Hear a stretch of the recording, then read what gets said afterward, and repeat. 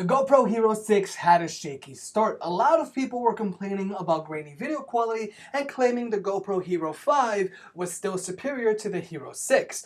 But through the magic of software updates, GoPro has fixed a lot of the image quality issues on the Hero 6.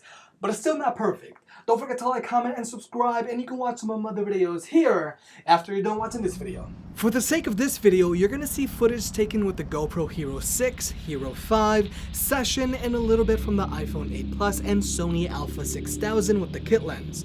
GoPro decided to go upmarket a little bit by pricing the new Hero 6 at $499.99 and keeping the Hero 5 at the same $399.99 from last year. The cheapest GoPro you can get right now is the Session with the price of $149.99. If you want to pick either of these cameras up, I'll have links in the description below, and I'll keep them updated so you can get the best deal possible. It really helps out the channel. From the outside, the GoPro Hero 6 looks identical to the Hero 5. The only way to know which is by looking for the name on the left side of the lens, which it itself is hard to see in most conditions, and the text is super small. GoPro should have at least given the Hero 6 a different colorway. But aside that, you've got your LCD screen on the front that tells you basic info at a glance in almost any lighting condition. It'll tell you its current shooting mode, available storage, and current battery status. On the back, you've got your LED touchscreen, which works fairly well if you have smaller fingers. On the right side, you've got your power/mode button, and on the top, you've got your record button. If you open the compartment on the left side, you'll find a USB Type-C port for charging and data transferring, and a mini HDMI port just like the Hero 5. And just like the Hero 5, the Hero 6 also has the same 1220 mAh removable battery. The Hero 6 also comes with the same accessories as the Hero 5. You get a mounting case, two 3M bases, and a USB Type-C to USB cable. What really makes the GoPro Hero 6 stand out from the Hero 5, aside from improved image quality after the 1.6 software update which was released on November 20th, is GoPro's custom designed GP1 processor, the ability to now shoot in 4K 60 frames per second, which means smoother 4K video, the ability to shoot 1080p at 240 frames per second, which means super slow motion video in 1080p, HDR photo modes, and the best image stabilization I have ever seen on a camera or smartphone.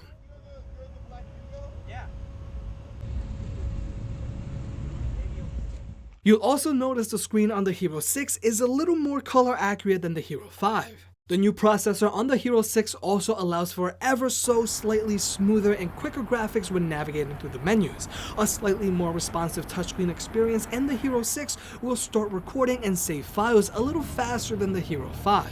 The Hero 6 is also able to transfer files faster to your phone than the Hero 5. The Hero 6 also keeps a smoother connection with your phone when you're using the GoPro app as a viewfinder on your phone. When you move the camera, there's much less of a delay and it keeps a consistently smooth image.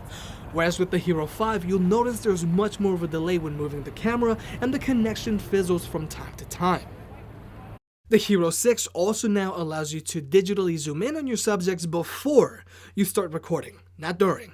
There are a few more features that differentiate the Hero 6 from the Hero 5, but I feel these are the most important ones you should know about. The biggest standout feature of the Hero 6 is its digital image stabilization.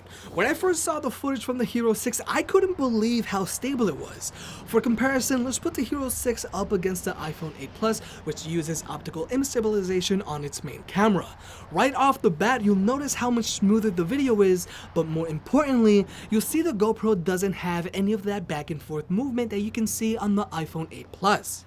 You'll also notice the Hero 6 has a wider field of view while it's in linear mode, whereas the field of view on the iPhone is much smaller in general. You'll also notice the Hero 6 has a cooler color palette while the iPhone has a warmer feel to it. When comparing the digital image stabilization on the Hero 6 versus the Hero 5, it's a no-brainer. To be honest, while I was reviewing the video from the Hero 5, I was worried that I forgot to turn image stabilization on, but I assure you, it's on. Here, you'll also notice the image from the Hero 6 is slightly sharper, colors are slightly more vibrant, and shadows are much darker.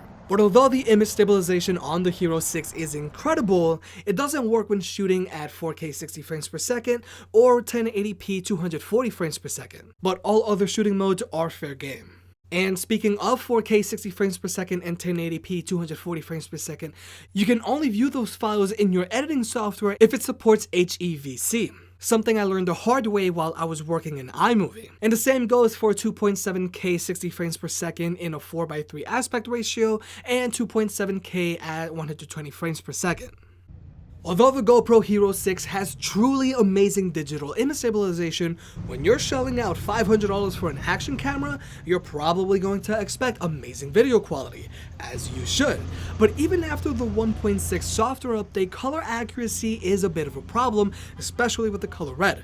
First, let's talk about the Porsche Cayman GT4. And yes, it's pronounced Porsche. I don't know what a Porsche is. It's clearly a white car with red accents, but the excessive saturation on the Hero 6 makes all of the red sections look orange, which is incredibly weird because both the Hero 5 and GoPro Session had no problem picking up that they were red.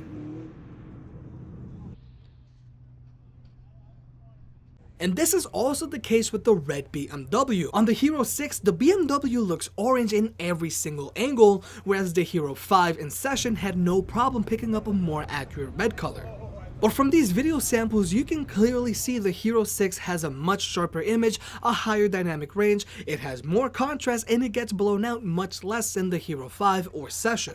But again, there's a lot more color saturation going on, which I personally feel gives it more of a cinematic effect. But other colors like blues, golds, and greens have no problem coming out correctly.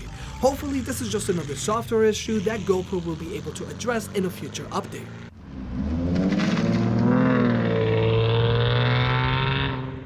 The GoPro Hero 6 also reduces the amount of field of view options down to 3.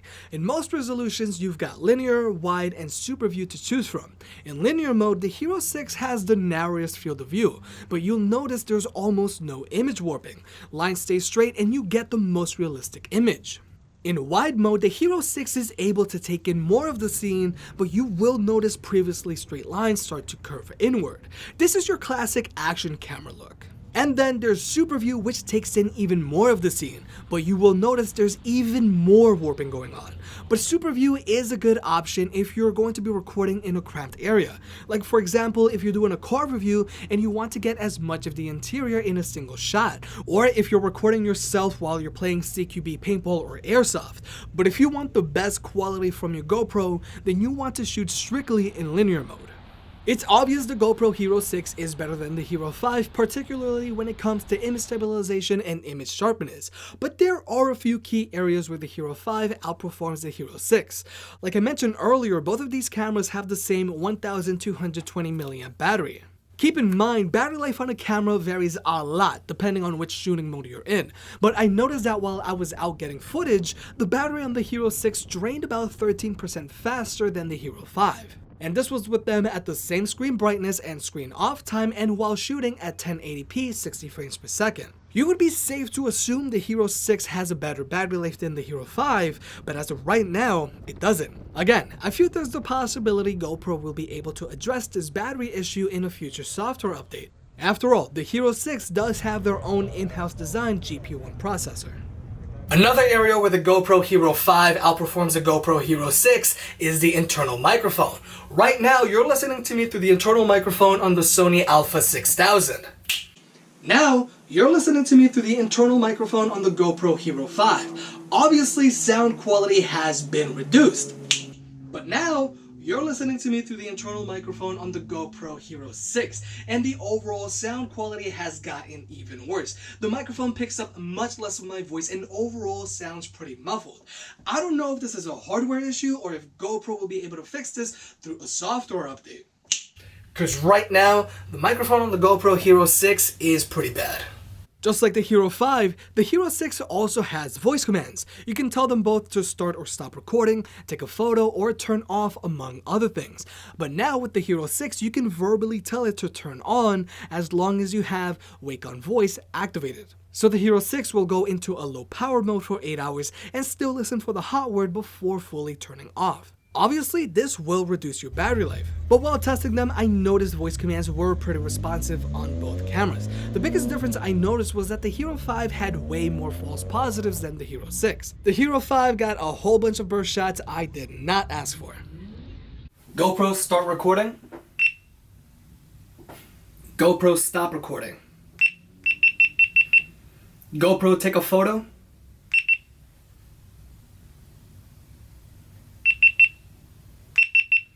GoPro turn off.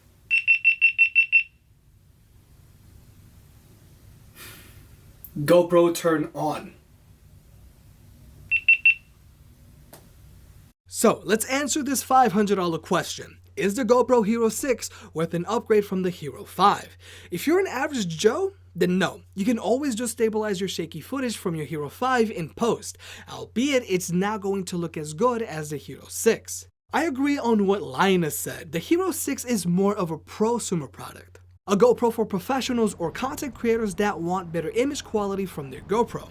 The image stabilization alone on the Hero 6 is worth paying the extra $100 over the Hero 5. In order to get that type of stabilization from your Hero 5, you're going to have to invest in a gimbal. Image quality is better than the Hero 5, and I think it has the potential to get even better through software updates. GoPro is probably ironing out the kinks in their new GP1 processor. But keep in mind, the Hero 6 does take a hit in both the battery and audio quality department. Is this the best GoPro ever? It depends on who you ask. If GoPro kept the price of the Hero 6 at $400, then it would have been. Hey, if you enjoyed the video, please like and subscribe. It helps out more than you realize. For more product reviews and deal alerts, check out jimcaddy.net. If you want to support the channel, pick up a shirt. And I'll catch you next time.